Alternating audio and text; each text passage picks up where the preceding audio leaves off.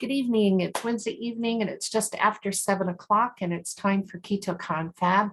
I'm Elizabeth Hanson along with my husband. We're hosting tonight and looks like we have a small group tonight, and that's okay.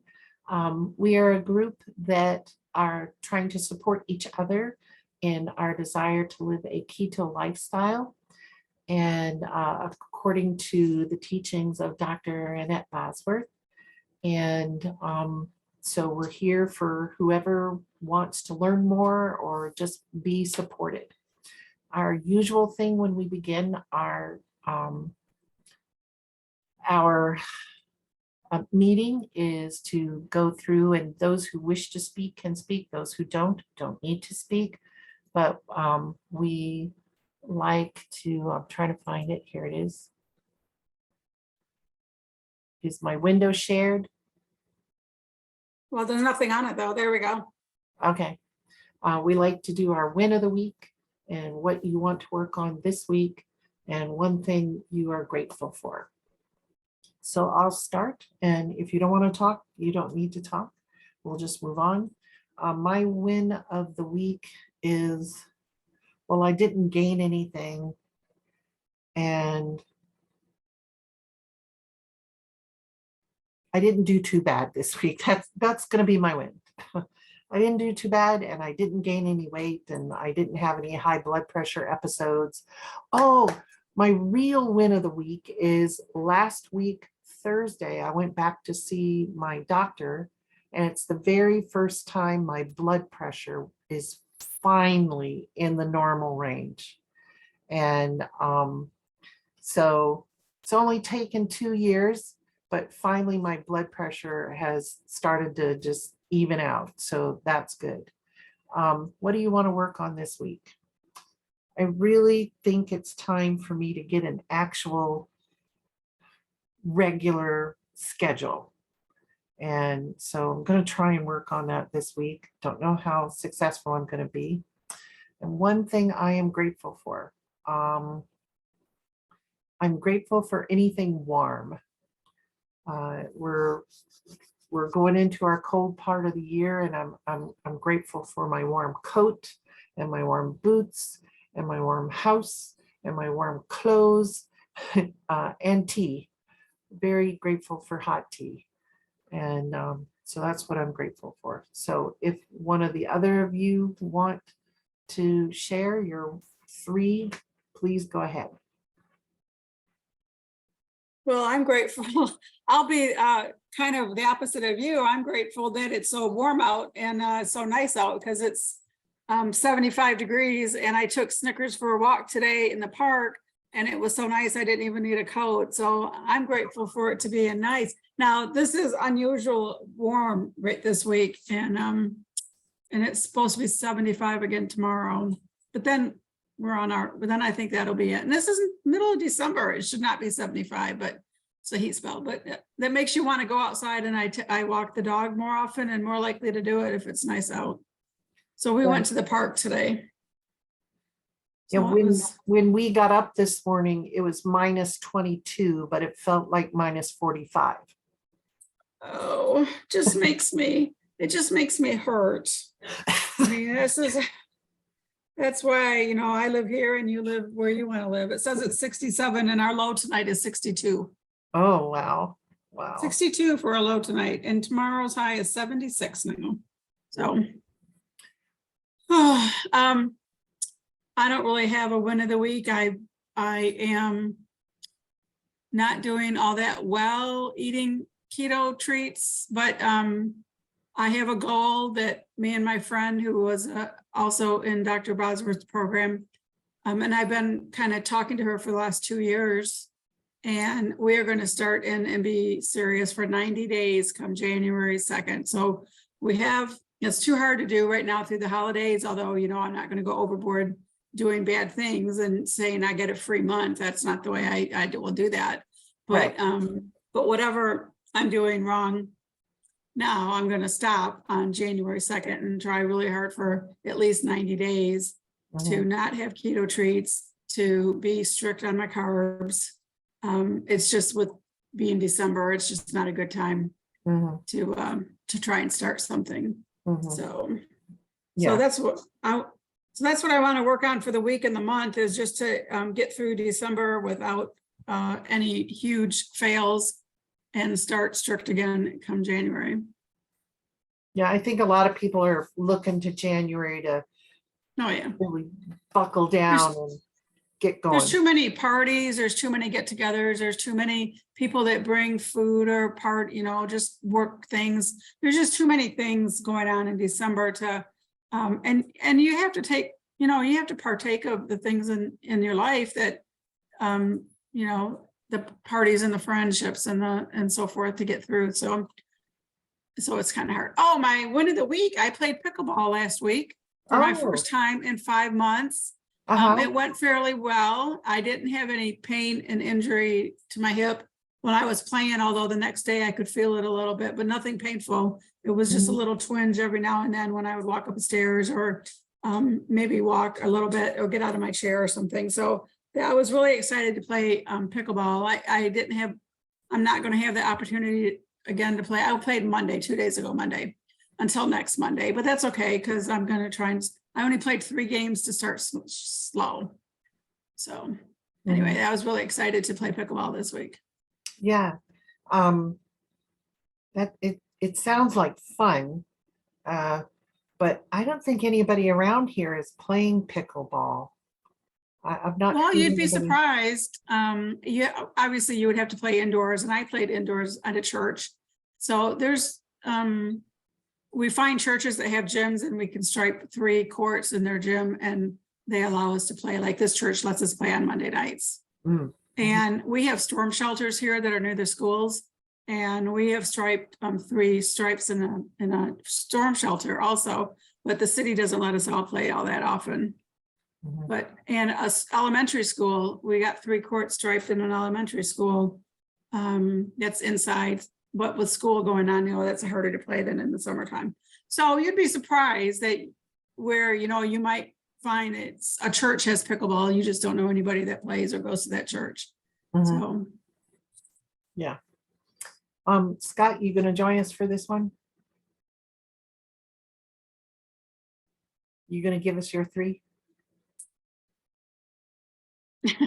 Well, you as soon gotta as he can unmute the yourself. button. Yeah, I was having trouble finding the mute button. Anyway, well, I don't know, win of the week. One of my colleagues, about a year ago, I mentioned things about the low carb diet, and she was skeptical and excuse me. And didn't really, wasn't really interested, but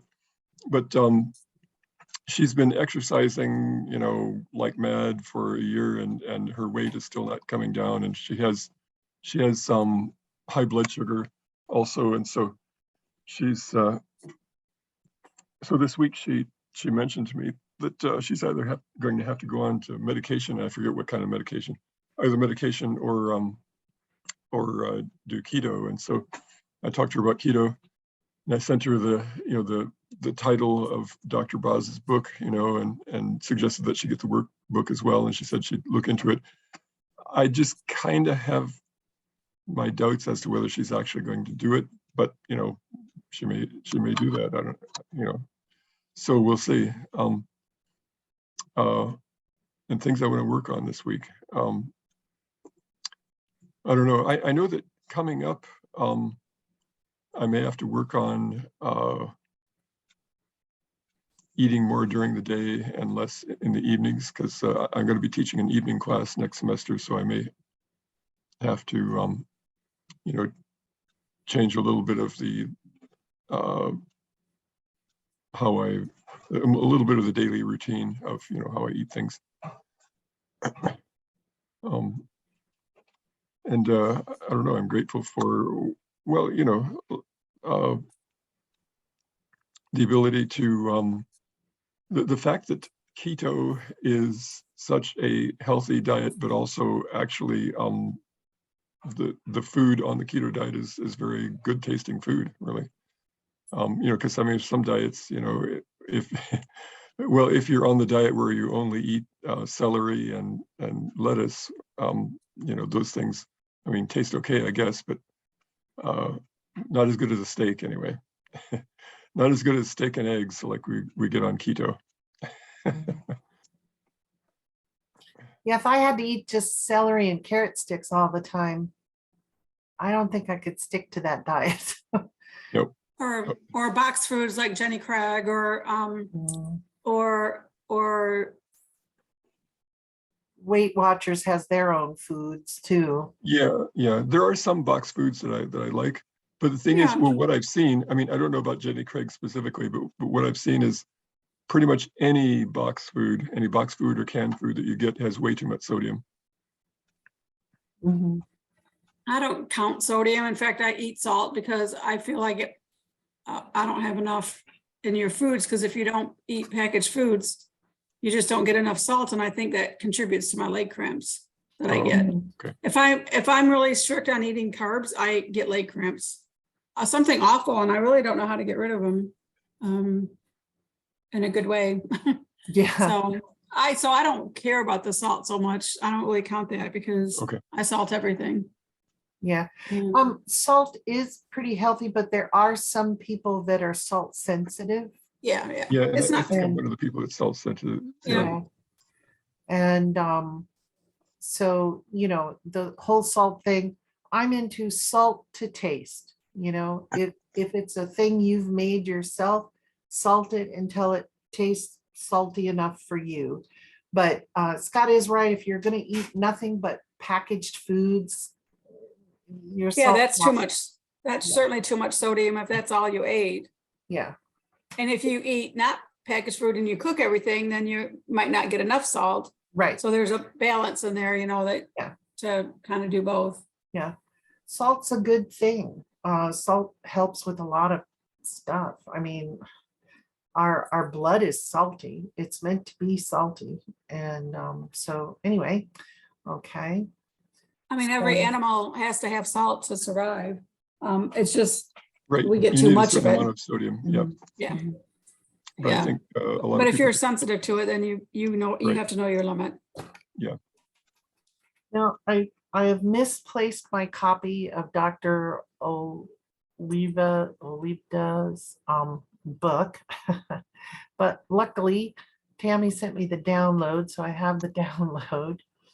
well, And see, that's what happens, when you clean your office, you yes, lose I things. cleaned out my home office and now I can't find the book. Yeah, you got everything all cleaned out and organized, and now you can't find things. It's terrible.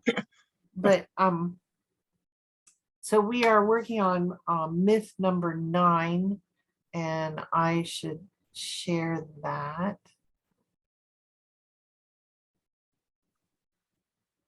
Myth number 9 is here. Okay, do you see it? Not yet, it's coming. There we go. Okay. So myth number 9 is trying to lose weight by restricting calories always works. What most diet plans have in common in some attempt to restrict calories. The almost universal diet advice is eat less than you need to create a calorie deficit. This will make you burn fat. I can't tell you how many times I heard that. But caloric surplus and deficit measurements are based on guesswork. We don't have an accurate way of knowing how many calories we're eaten and burning. Even mainstream medicine, for all their foibles, admits that the accurate calorie burn calculation is difficult. We can guesstimate. That's about it. A person with more muscle mass may burn more calories doing the same activity as someone with half their musculature, or someone of a different age or sex. When you eat more protein, your metabolic rate will increase. So if you eat a low amount of calories with higher protein, you'll be burning more than someone with lower protein intake and the same amount of calories. What we do know is the type of calories you eat goes a long way in determining how much weight you lose. not all calories are created or consumed equal. So that's a short myth this week. What do you think about that concept? Had you figured that out yourself before you came across keto, Tammy? Yeah, I mean, I always knew that 100 calories of carrots is treated differently from the body than 100 calories of cookies. You know, I mean, I knew that. I mean, duh. Chicken is digested differently than a piece of bread, you know? And so if this calorie count thing they've come up with, it's going to be different and it's not going to be treated the same by the body. But, you know, all through high school, the girls would say, oh, don't eat supper. Supper will make you fat. So, you know, eat everything you want at breakfast and lunch, and then don't eat supper. But, you know, they'd eat a bunch of junk for breakfast and lunch, plus some snacks in between there. And, you know, a lot of them would lose weight until they started eating a supper again, you know. And I was like, that's a silly way.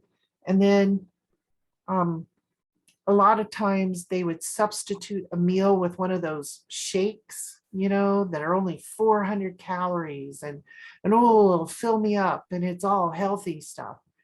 And you can't live on those shakes all your life, and they're not that full of good nutrients. And boy, I'd get sick of drinking stuff all the time. I want some chew, you know. So Scott, I doubt you ever thought about calories in high school or college. Did you ever think about calories? No, no. No, I mean, Actually, in high school and college, I didn't really think of anything. I mean, I just thought of eating food that tasted good, and I mean, I had a well, okay, in high school I was living at home, you know, and I basically ate what meals were prepared for, you know, there. I mean, I did some of my own cooking, I think.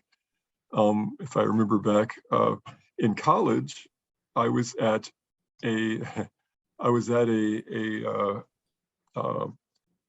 Andrews dormitory. University, where, you know, that and Tammy, Andrews University is a church-run college. It's run by the church we belong to, and the thing is, our church has a what they call a health message, and we're, you know, one of the big things that we push is healthy living and healthy diet and stuff.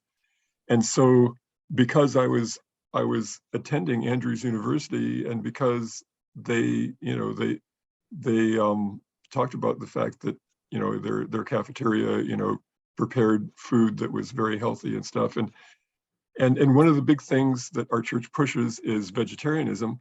And so all of the food was totally vegetarian. Now, the thing is, my family ate meat, you know, when I was, you know, my family growing up, you know, we ate meat. My family still eats meat.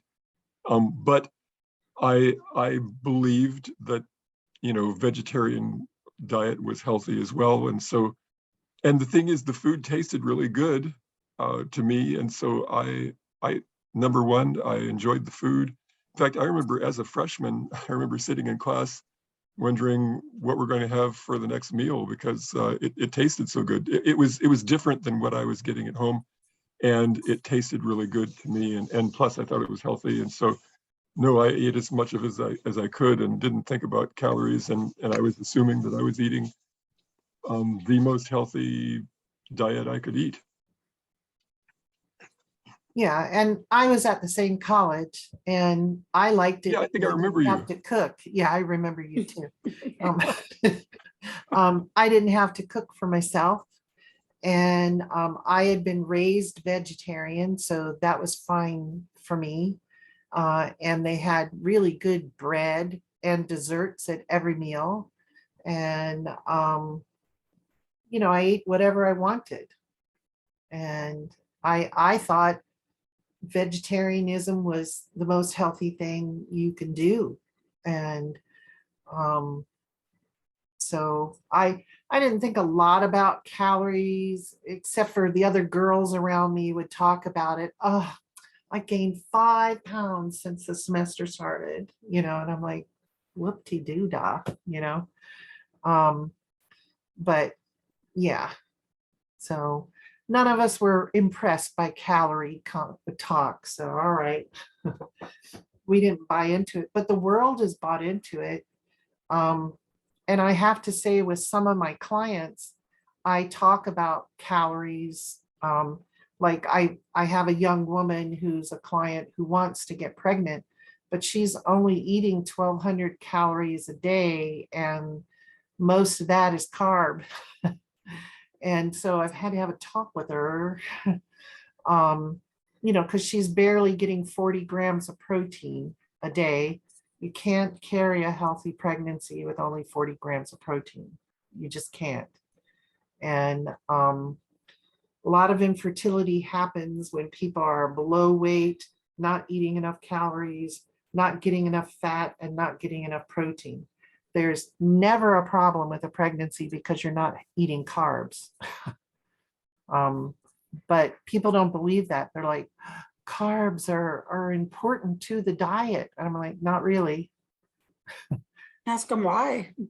Yeah, I asked them why. Well, they're one of the essential food groups. I'm like, really? And then I get the whole pyramid talk. Yeah, they're along the bottom, and I'm supposed to eat 8 to 11. And I'm like, no. How's that working for you? Yeah, how's that Because working? now you're trying to lose weight, so maybe there's your problem. Yeah.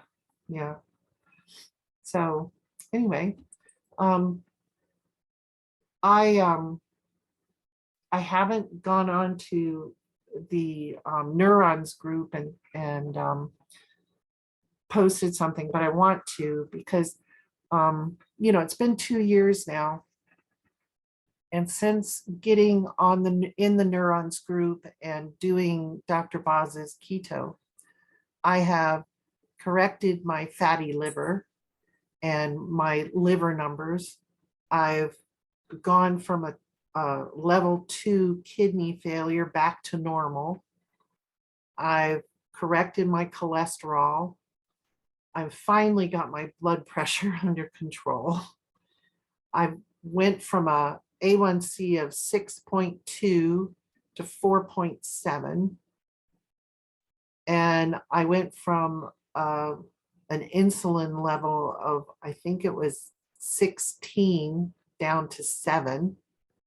I mean, in 2 years, I've been able to do all of that besides lose weight. And it's just amazing that just choosing not to eat all the bread and the potatoes and all of that can do that for a person. And there's someone I know that's been diagnosed with cancer, and they are facing multiple organ removal because of this cancer to prevent it from coming back. The cancer is in the bowel, but what they found out about bowel cancer is that a lot of times will spread very quickly to the uterus and the bladder and everything. So they're thinking of taking out the bowel, the bladder, and the uterus and ovaries, everything, basically gutting her, from below the stomach, and she'll just use bags on her body. And she's in her early 30s. Oh, that's awful. Yeah. And, I've talked to her online a number of times about, Dr. Boz and her mother's book and, the book about her mother. And I told her, I said, even if they do this radical surgery and they take everything they can take, and you accept and live your life with your bags and everything, you still have the risk of cancer recurring. And the best thing you could do would be to get on a diet that would, lower that risk significantly, because you're 30. You have a long life to live yet. And she's like, oh, but I love my croissants and my bagels. And I'm like, well, even if you go on to something called like dirty keto, where you find a keto kind of croissant and a keto kind of bagel, where it's 6 net carbs rather than 50 regular carbs, it would be an improvement, Well, I think if you have a choice of eating your bagel or staying alive another year, you would be an easy choice. Because she needs to be researching all that cancer love sugar stuff. Yeah, she's heard that. She's heard that. And I cringe because she tells me that her mother makes her a wonderful, healthy smoothie every morning. Do you want to know what's in her smoothie? I can imagine what's in her smoothie. A banana, grapes, oranges, apples, juice of some sort, usually like a raspberry juice or something. Her mom switches it up. And then carrots, they juice some carrots and put carrot juice. Yeah, it's carrot juice and some sort of whey protein powder. And I'm trying to be gentle with her because she's in a horrible situation. Before they started keto, they had her collect eggs so that maybe someday she could have a child. She's not going to be able to bear it, but have a surrogate bear a child for her and her partner. That was a blow. And then chemo was awful. And then they've done a couple of biopsies. They've been terrible.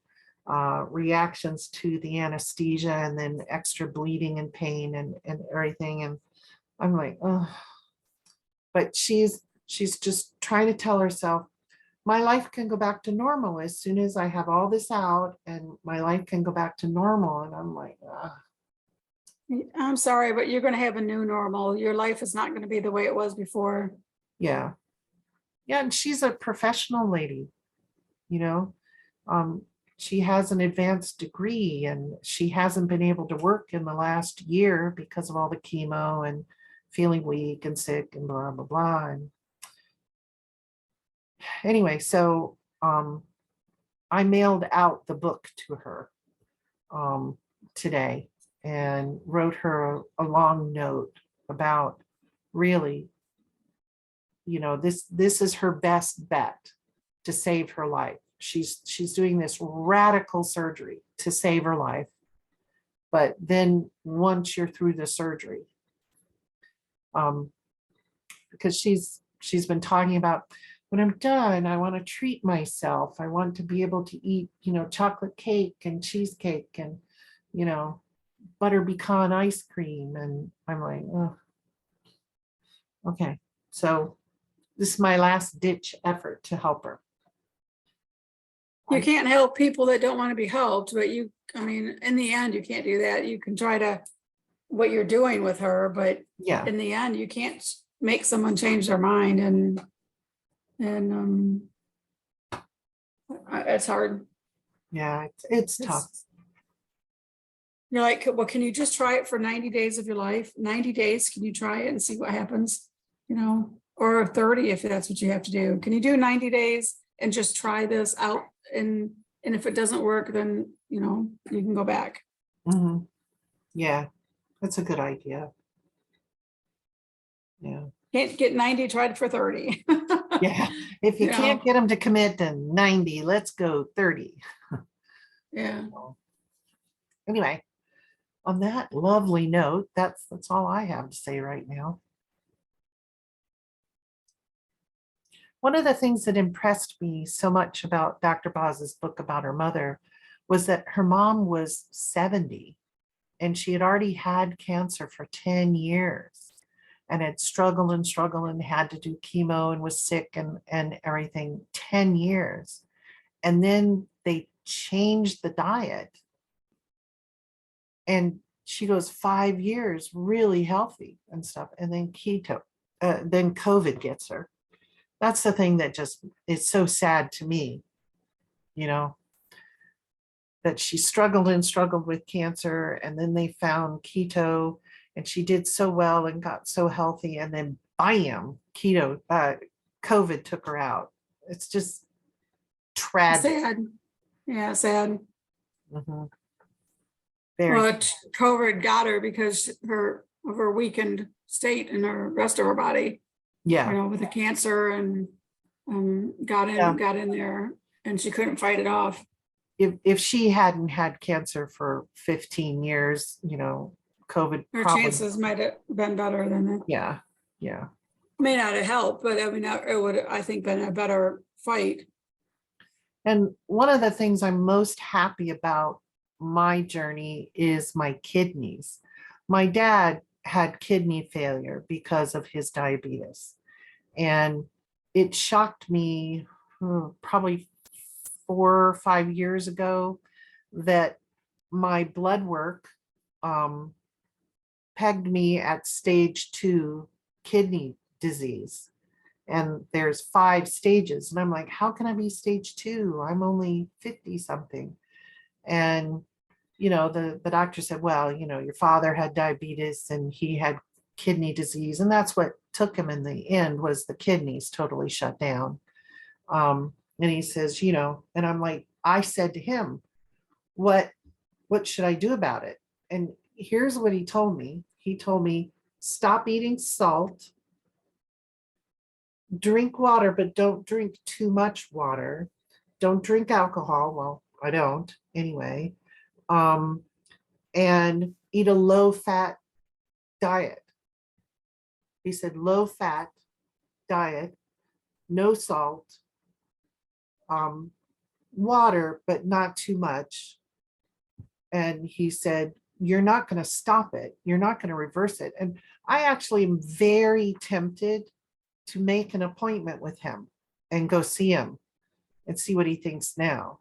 Now that my numbers are the first set of numbers after starting keto, it went to stage 1 instead of stage 2. And then my last blood work, it was at stage 0, normal now. And he told me you couldn't do that. What blood work do you look at for kidneys? GFR, GRF, GFR. EFGR, yeah. Yeah, EFGR. And then the creatinine, what's that other one? BUN creatinine, and then the BUN creatinine ratio.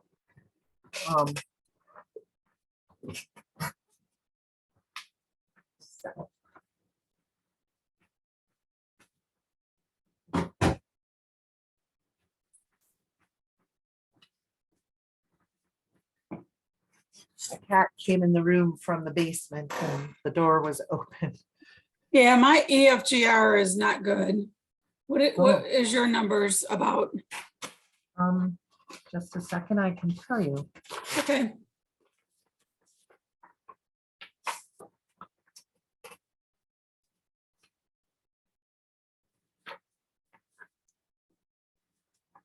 EGFR,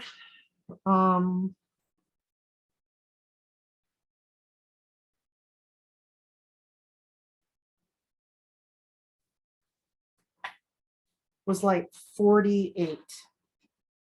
That's your bad number. That's my bad number. Yeah, I have My a good 47 number now is above 80. above 80. Yeah. I need mine to get above 80. My mom's was 30 something and she went to a kidney specialist and she did get it up to in the 40s. And I think she's working on getting it up higher. All right. I'm looking for my creatinine kidney function. Oh, there's one that says kidney function. Oh, that's not it.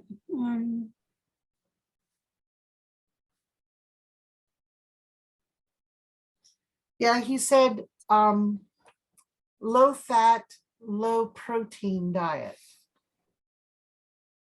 And I'm like, Well, no. I wonder how long ago was that? That was 6 years ago. Maybe he's come around with a little different thinking these days. Well, we could hope. Yeah, we can hope. But My my next creatinine thought is- is, I don't want to waste my time going to see them. Yeah. All right, well, I'm just looking at what my readings for those things are, because I knew my EFGR is has been low. It has been in the 50. Right now, my last one was 62, but it has been as low as 47, but that was in 2014. It And takes, 50, Dr. Bond's, I watched some of her videos where she discussed her father's kidney disease and kidney failure and his ultimate death from kidney disease. She said, I really wish I had known, because kidney disease starts 20, 30 years before it starts showing up in any testing. And she says, if only I could have known, 20 years earlier, that this is where we were going. And if I had known about keto, then I could have made a difference for my dad. But she says there was no way I could make a difference at the level of his disease by the time she knew. Now, he did better when they were following very strict keto. Those first 6 weeks that they did keto, when her mom said, I'm not doing chemo again, he did better. His numbers were better as well. But then they, got a little lax like all of us and everything. And he never wanted to go back strict keto, from what I understand. I mean, I'm not an authority on them, but that's what I understand. yeah, So, it's a choice you make. I mean, just Yeah. like people say it's unsustainable. Well, it can be unsustainable if you won't follow it and you're not happy Mhm. with the foods you eat. I'm happy with the foods I eat. I don't need to have a potato. I don't need to have pasta or whatever, but if you Mhm. can't live that way, you think it's unsustainable. And you're not Yeah. going to follow it. But it's that way for any diet. Any diet is restrictive on something. Yeah. And that's why diets fail, is because they're restrictive. Mhm. And you just give in and eat the stuff that you're not supposed to eat. Any Yeah, diet. I think that's why Dr. Boz stresses our why, because if we are firm in our why and why we're doing this, we're willing to restrict, to be, to do what we have to do. I mean, personally, I would rather live my life eating cheesecake and chocolate cake and chocolate bars and caramel sundaes and everything. I'd like that. But that's not gonna get me anywhere I feel good or am healthy or don't need to be on 50,000 drugs or something, And so I don't want to live that way. So I'm willing to live this way. And yeah, maybe I'll cheat every now and then and have a little bit of cheesecake, I found in the freezer section, they have these little mini cheesecakes like this. It's one serving. And, that doesn't mess with my blood sugar too much. And so if I'm just dying for cheesecake, I could get one of those, Of course, it's more expensive than buying the big cake that you can share with everybody, but nobody should really be eating the cake. So, so it's just best not to. And life is full of choices, where you want to live, where you want to work, what you want to study, who you want to marry, who you want to be friends with, what kind of animals you want to have as a pet. Life's full of choices, and our health depends on our choices. And some people are willing to make the choice and others are not. And that's okay, because everybody gets to make their own choice. It's just like church. You get to pick what church you want to go to or not go to a church, and how involved in church you want to be, or not involved at all. You just want to show up on Sunday, throw a buck in the offering plate and then leave. It's up to us what we do. We get this one life, and our choices and what happens to us with them are what it is. So that is my sermon for the day. So anything else anybody wants to discuss? Well, on a funner subject, I have my dog, Yeah. Snickers, that you've all seen. My Yeah. husband wants to get another dog to keep Snickers company. Oh, So I think we might get another Australian Shepherd. I found one. We're gonna go see it on December 17th. mhm. And if we like it, we'll go back. We can't take it then because we're going to Florida for Christmas on a car. I'm not gonna take a new dog to my mom's house. No. We're just gonna take Snickers and then we'll get it when we come back if it all works out. Okay. All right. Now, did your husband move on to that new job? Well, he did not. He'd been talking to these people for 4 or 5 months. 4 or 5 months.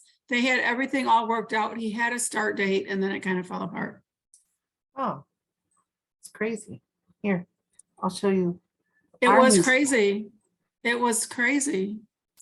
See our new baby? I see. I went to the post office and the grocery store and a couple other places around town. And when I was driving home, I looked in the rearview mirror and there was this cat sleeping in the back window. I'm like, where did you come from?